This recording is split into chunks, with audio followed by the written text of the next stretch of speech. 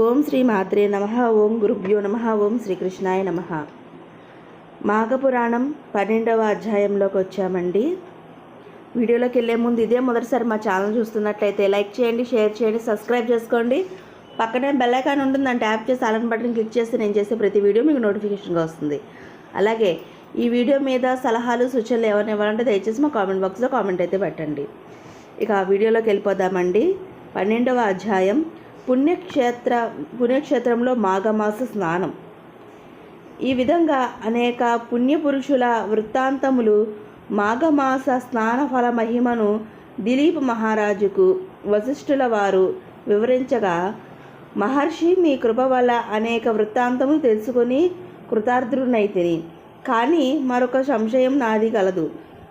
అది ఏమనగా, మాఘమాసమందు ఏ తీర్థములు దర్శింపవలెనో సెలవిండని విముక్తుడై కోరగా, వశిష్ఠుల వారు మరల ఇట్లో చెప్పాను. దిలీప మహారాజా, మాఘమాస స్నానములు చెయ్యుటయందు ఆసక్తి గలవారు ముఖ్యముగా తీర్థమహిమ గురించి వివరించేదను, శ్రద్ధగా ఆలకింపు. మాఘమాసంలో నదీ స్నానం ముఖ్యమైనది. మాఘమాస స్నానము చెయ్యక తీర్థములు సేవించిన చాలునని అనుకునుట అవివేకము. ఎందుకనగా మాఘమాసంలో ఏ నదిలోనైనా నీరైనా గంగా నీటితో సమానము. అందుచేత మాఘమాసంలో నదీ స్నానము సర్వపాపహరమైనది. అటులనే ప్రయాగ అతి ముఖ్యమైన క్షేత్రము. ఈ భరతఖండంలో అతి ప్రాధాన్యమైన గంగా నది సముద్రంలో కలిసిన చోట మాఘ స్నానము ఆచరించినది 7 జన్మల్లోని పాపములు సహితము హరించును. మాఘమాసంలో నదీ స్నానంతో పాటు విష్ణు దేవాలయములు, మహేశ్వర దేవాలయములు మొదలగు 360 పుణ్యక్షేత్రాలు దర్శనించిన ఎడల పుణ్యం కలుగుటయే కాక మరలా జన్మ అనేది కలగదు. ఇక త్రయంబకమున ఒక ముఖ్యమైన క్షేత్రం కలదు. అది పడమ కనుమల దగ్గర ఉన్నది. అచటనే పవిత్ర గోదావరి నది జన్మించినది. గౌతముడు తన గోహత్య దోషాన్ని పోగొట్టుకున్నటకు ఈశ్వరుని గురించి ఘోర తపస్సు చేసి గోదావరిని గోహత్య జరిగిన ప్రాంతమునకు ప్రవహింపజేసినాడు. అదియును కాక మాఘమాసంలో గోదావరి నది యందు స్నానము చేసిన ఎడల సకల పాపములు తక్షణమే హరించును. ఇక ముందు పరమందు సుఖపడదురు. గౌతమి నదిలో మరి ఇంకొన్ని ప్రసిద్ధమగు ఉపనదులు కూడా కలిసి తమ తమ స్నేహ సౌభాగ్య తత్వమును చాటుకున్నవి. పరంతప అను ఉపనది ప్రవహించే చోట కూడా శివుడు లింగాకారంగా వెలిసి ఉన్నాడు. దానికి అవలగా ప్రాభవం అను క్షేత్రం గలదు. ఆ క్షేత్రంలో బ్రహ్మహత్య పాపములు సహితము పోగొట్టగలదు. ఇందుకొక ఇతివృత్తాంతము ఉన్నది.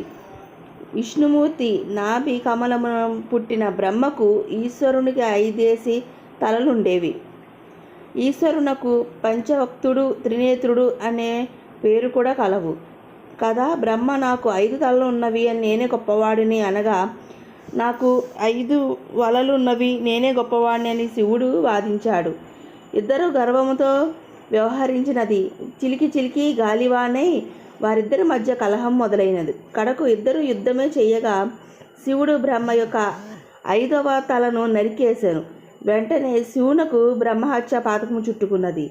శివుడు భయపడి నరికిన బ్రహ్మ తలను చేతిలో పట్టుకుని ముల్లోకాలు తిరుగుతుండగా క్రమంగా చేతిలో ఉన్న బ్రహ్మతల ఎండిపోయి పుర్రెగా అయినది. ఈశ్వరుడు ఆ పుర్రెతోనే భిక్షమడుగుట భూలోకానికి వచ్చాడు. ఈశ్వరుడు సహజంగానే అందమైనవాడు. అతడు భిక్షాటనకు వచ్చి భిక్షాం దేహి అనగానే గృహిణులు భిక్ష పట్టుకోమని గుమ్మం కడకు రాగా శివుని మోహాకారమును చూచి మోహితులై భిక్ష వేసి శివుని వెంట పోచుండిరి. ఈ విచిత్ర మునీశ్వరుని చూచి కోపం గలవారే తమ భార్యలు శివుని వెంట పోవుట సహించలేక ఇతనికి పురుషత్వము నశించుగాక అని శపించెను. ఈశ్వరుడు చేయనది లేక జారి కిందకు పడిపోయిన తన లింగాన్ని తదేకమైనాడు. అటుల లింగాకారంగా మారినందువలన ఎనలేని తేజస్సుతో ఆ శివలింగము ప్రకాశించుండెను. 1 కోటి సూర్యుల తేజస్సు కలిగి ప్రళయ సంభవించెను.